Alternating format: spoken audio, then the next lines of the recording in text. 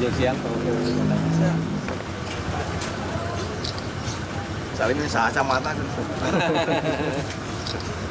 Masjid Abu Takin Pak. RW RT 1 RW 13. Alhamdulillah.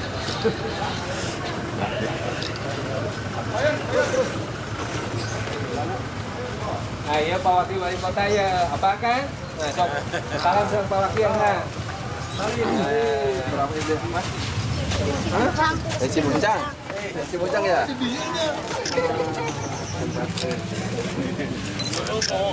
Hasan? Ya udah salaman. Kenapa dulu ya teh? Udah ya.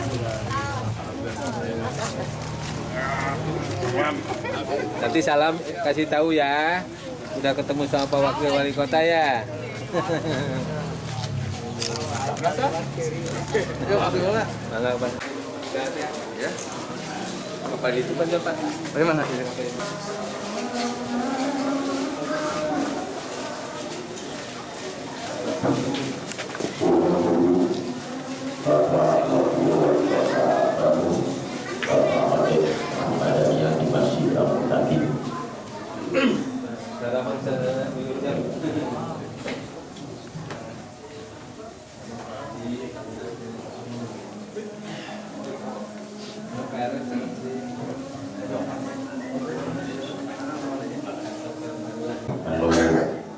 Baris datang khatib Imam Sinara Khatib insyaallah ku Bapak Wakil Wali Kota Bandung Bapak Ode Muhammad Daniel waktos duhurna dina dinten ayeuna 12 langkung 4 menit jemaah anu bade ngalaksanakeun salat tahiyatul masjid sumangga biasa ngalaksanakeun salat tahiyatul masjid.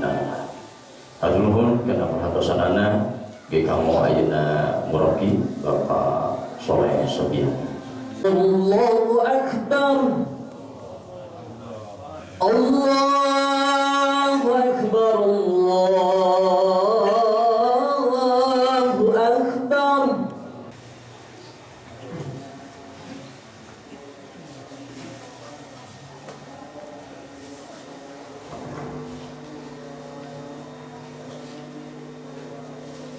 Alhamdulillah. Nahmaduhu wa nasta'inuhu wa nastaghfiruh. Wa na'udzu billahi min syururi anfusina wa min sayyiati a'malina. May yahdihillahu fala mudilla lahu wa may yudlil fala hadiya lahu. Asyhadu an la ilaha illallah wahdahu la syarika lahu wa asyhadu anna Muhammadan abduhu wa rasuluhu alladzi la nabiyya ba'dah. Allahumma shalli wa sallim wa barik ala Muhammadin wa ala alihi wa sahbihi ajma'in. Ma'asyiral muslimin, ittaqullaha haqqa tuqatih wa la tamutunna illa wa antum muslimun. Hadirin sidang jemaah iman rahimahumullah.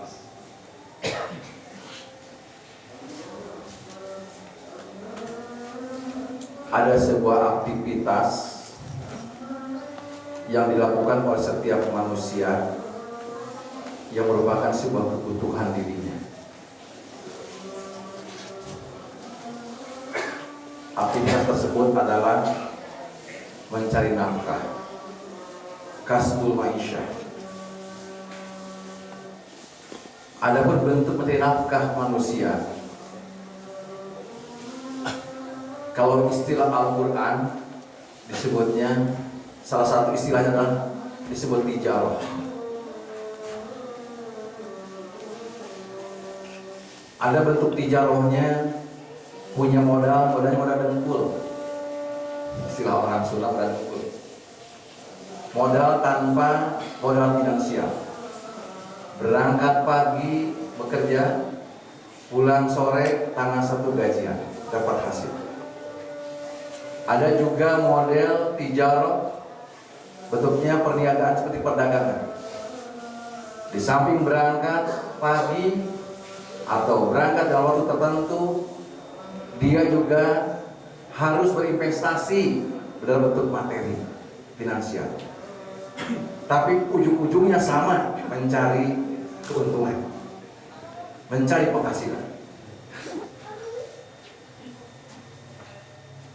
Hadirin sidang Allah, dalam urusan tijarah ada sebuah tijarah yang langsung, kalau tadi tijarah horizontal yang dilakukan oleh manusia dengan manusia, sesama manusia. Dalam sebuah ayat Allah SWT mengatakan ada sebuah hubungan lisensi jual beli, hubungan jual beli, hubungan tijarah yang langsung vertikal. Allah SWT langsung yang menawarkan kepada kita. Hal biasa kalau horizontal, seseorang menawarkan jual motor, jual mobil, jual apa saja yang bisa diperjualbelikan. Tapi kalau horizontal, Allah mengatakan dalam Al-Quran, Allah pernah menawarkan kepada kita sebuah tijarah, hubungan lisensi jual beli dengan Allah Subhanahu wa taala. Ini terdapat dalam Al-Quran surat 61, ya. Surat 61 ayat 10. A'udzubillahi minasyaitonir rajim. Ya ayyuhalladzina amanu hal adullukum ala tijaratin tunjikum min azabin alim. Tu'minuna billah wa rasuli wa tujahiduna fi sabilillah bi amalikum wa anfusikum. Dzalikum khairakum in kuntum ta'lamun. Yaghfir lakum dzunubakum wa yudkhilkum jannatin tajri min tahtiha al-anhar wa masakin thayyibatan fi jannatin 'adn. Dzalikal fawzul 'azim. Surat 61 ayat 10, 11, 12. Allah SWT dalam ayat ini mengajak khususnya kepada orang-orang yang beriman menawarkan sebuah hubungan lisensi jual beli dengan Allah SWT. Kenapa saya katakan orang beriman? Karena nanti awali yang dipanggil hanya orang beriman saja. Bentuknya tidak ya ayuhan nas. Kalau ya ayuhan nas artinya dipanggil seluruh manusia. Mau yang beriman, yang muslim, yang musyrik, yang kafir, yang munafik, oleh Allah sendiri. Tapi ayat ini Allah mengatakan khusus adalah ya ayyuhalladzina amanu. Wahai orang-orang yang beriman, hal adullukum ala tijaratin. Maukah aku tunjukkan kepada kalian, mau aku tawarkan kepada kalian sebuah tijarah, hubungan lisensi jual beli dengan Allah SWT, tunjikum min azabin alim, yang Allah janjikan kalau kalian mau kata Allah. Tijarah yang ini sangat istimewa, tunjikum min azabin alim, bukan hanya dapat keuntungan seperti di dunia, tapi ini tunjikum min adzabil alim, dapat menyelamatkan kamu sekalian dari siksa api neraka yang sangat pedih. Bukan atas dasar iman kepada Allah dan Rasulnya, iman kepada Muhammad, tapi dia lebih karena Muhammad kemenakannya saja, Muhammad sekedar keluarganya saja, saudaranya saja, maka disebut dalam beberapa hadis neraka paling ringan diberikan kepada Abu Thalib.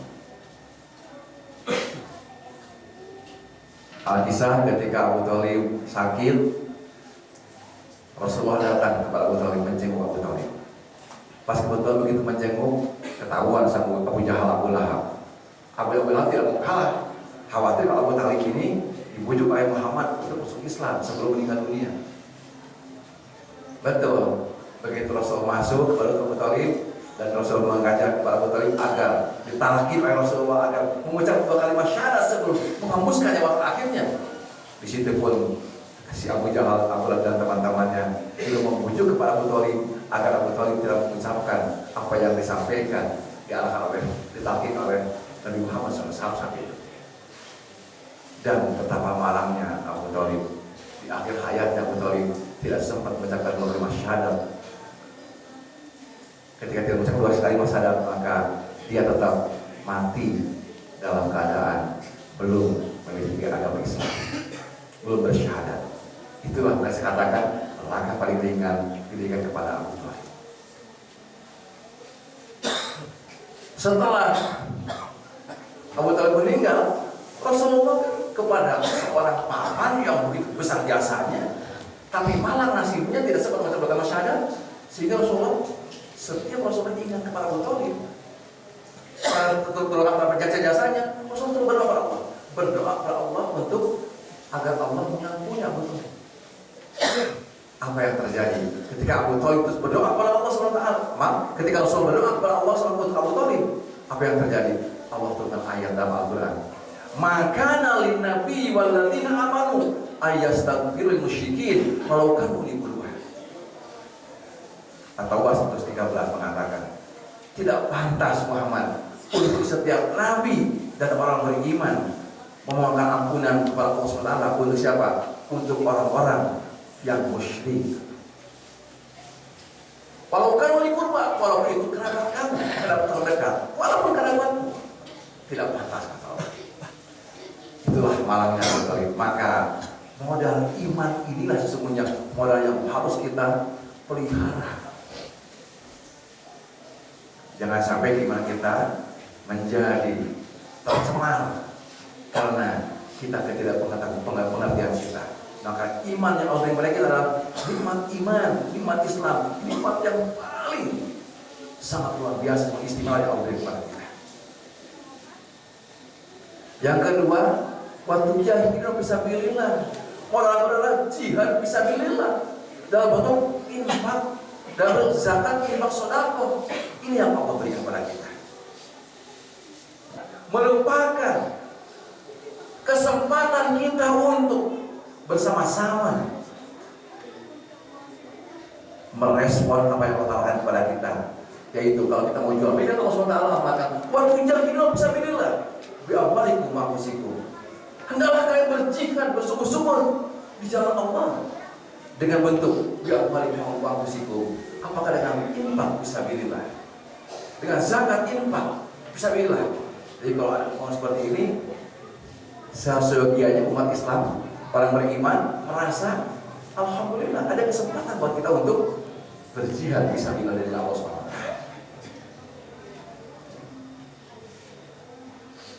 Saya ingat membaca sejarah dalam buku Sahabi, betapa bagaimana seorang Wabil Khattab ini selalu pas berkhairat dengan Abu Bakar Siddiq, berlomba dengan Abu Bakar Siddiq, baik dalam ibadah ataupun dalam berinfak.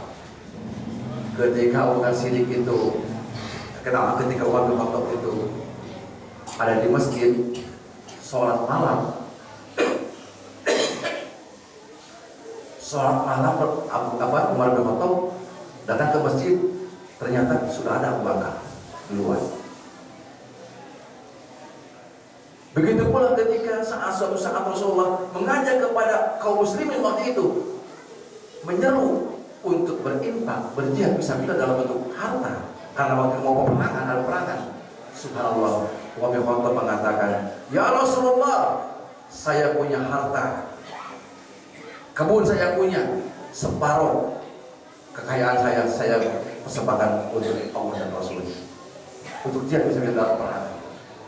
Luar biasa. Ketika Umar bin Khattab mengatakan separuh kekayaannya diberikan untuk jihad fisabilillah, tiba-tiba di sampingnya ada Abu Bakar Siddiq mengatakan, langsung maju juga, "Ya Rasulullah," kata Abu Bakar Siddiq, "Abu Bakar ini pengusaha sukses, saya punya banyak kekayaan, saya punya banyak harta, maka hari ini saya serahkan semuanya untuk di jalan Allah Subhanahu wa taala."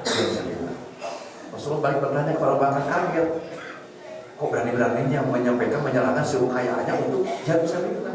Kata Rasulullah, "Wahai Abu Bakar, mengapa aku berani-berani menyampaikan, memberikan kekayaan yang kau miliki semuanya? Bukan kamu masih punya keluarga, punya anak untuk hari esok?" Apa jawab Abu Bakar dengan tenangnya? Dia mengatakan, "Ya Rasulullah, Abu Bakar punya keyakinan, punya akidah, selama Allah dan Rasul masih ada, Abu Bakar tidak pernah takut kelaparan." Luar biasa seorang Abu Bakar Siddiq, tidak pernah terkalahkan oleh sahabat yang lainnya dalam hal fasabil khairat. Barakallahu li wa lakum.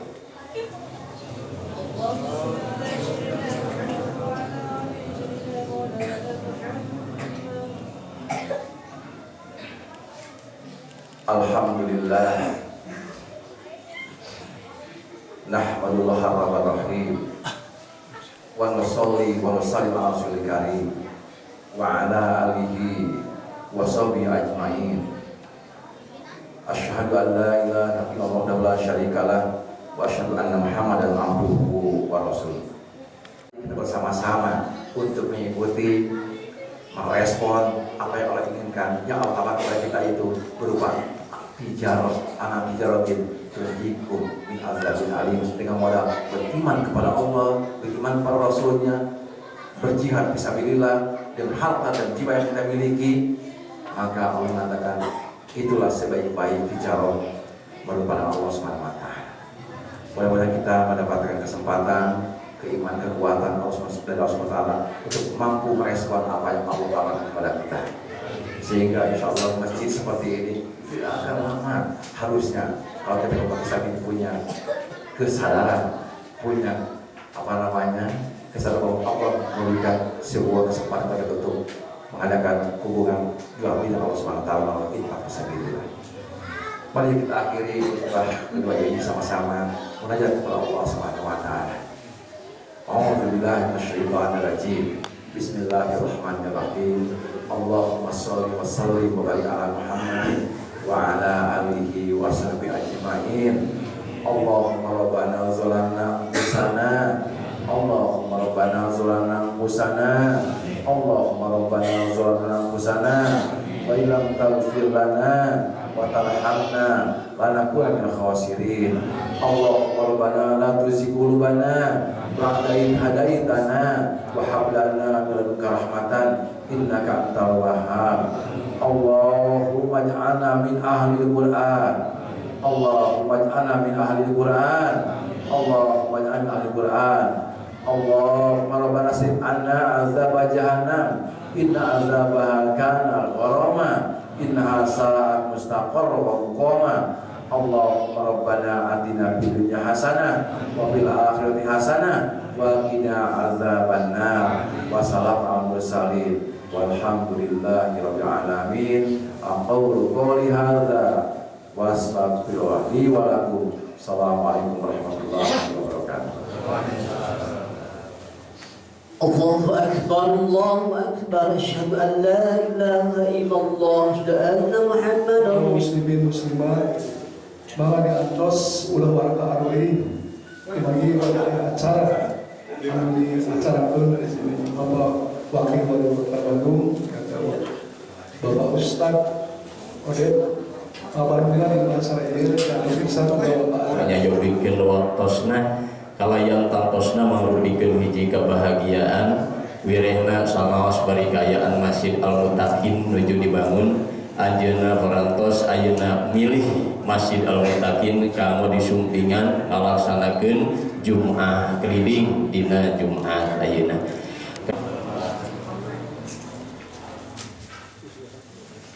Alhamdulillah ya di Jumat ayeuna akhir 3 Maret 2017 Muhammad biasa silaturahim ke Masjid Al-Mutakin.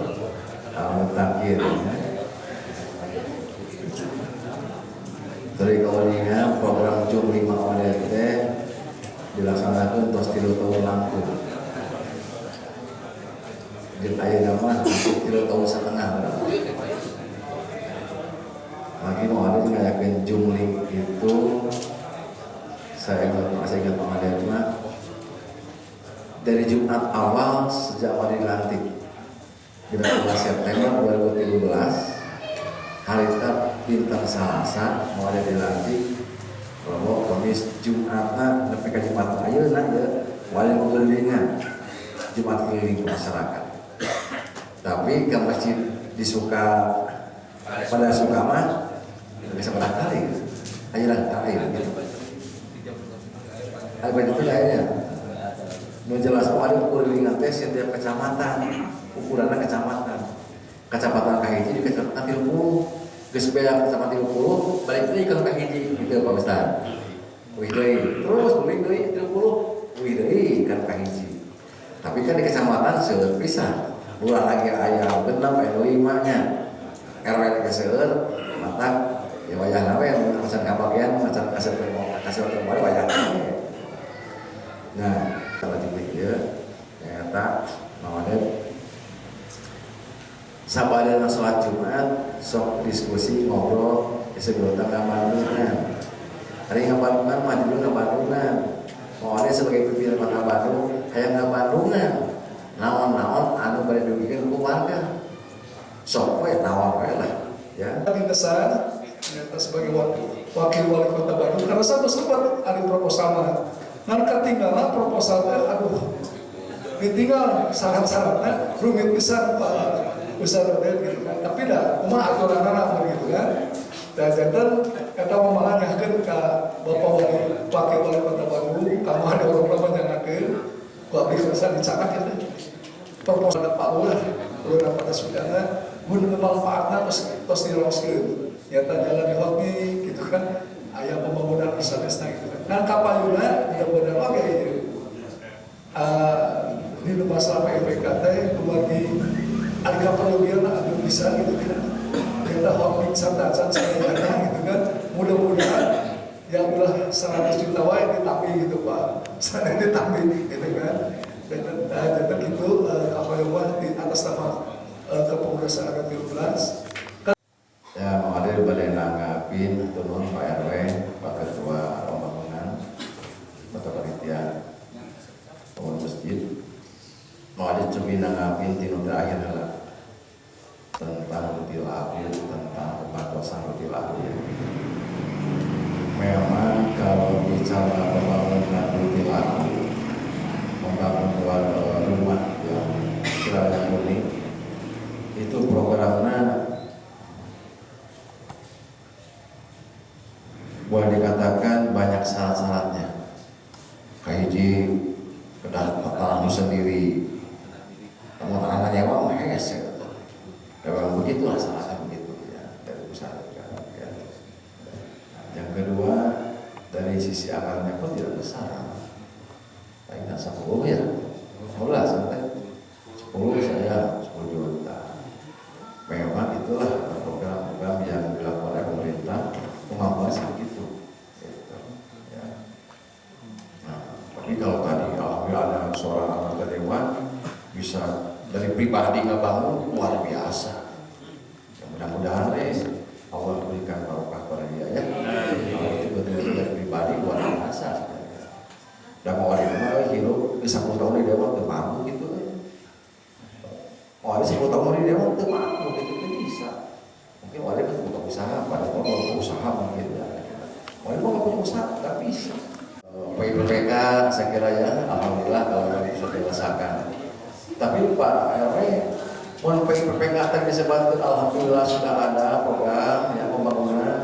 Tapi Pak RW yang warga merasa kurang kene, ke dasar itu kemampuan warga RW pemkot itu bisa lebih tinggi. Lamun kurang ningali, punten Bapak Pak RW, Bapak Ibu sadayana. Program PPK 1 juta per RW se-Indonesia karena kota Bandung. Karena kota Bandung di kota lain bisa ayeuna teh dengan adanya program PPK kota Bandung anu geus setahun katilu ayeuna 2 tahun ieu mah boleh loba kedatangan tamu-tamu kota kabupaten sama se-Indonesia. Nanyakeun ka Austri banding kumaha konsep PPK teh bisa kita ke RW gitu kan masa ke RW ke RW-nya ke warga gitu kan pembangunan di warga. Nah, kita jelaskan kepada mereka. Alhamdulillah. Jadi kalau kurang kene kurang murah betul. Hampura, hampa pun tapi dah memang sedikit kemampuan anda. Itu. Nah, mau ada yang ngajakan sebenarnya. Dalam paradigma modern, PPPK itu adalah program inovasi membangun wilayah itu, baik untuk RW 100 juta, untuk tahun yang 200 juta, dan ya LPM sama PKK. Sebetulnya kata betul stimulus untuk pemerintah membangun itu. Dan pada buku keyakinan potensi pembangunan mau dibandingkan antara dana yang ada di APBD walaupun itu semua dari layak dari masyarakat juga didukungkan melalui APBD jadi ada APBD juga dibandingkan dengan sisa layak-layak ini di masyarakat pokoknya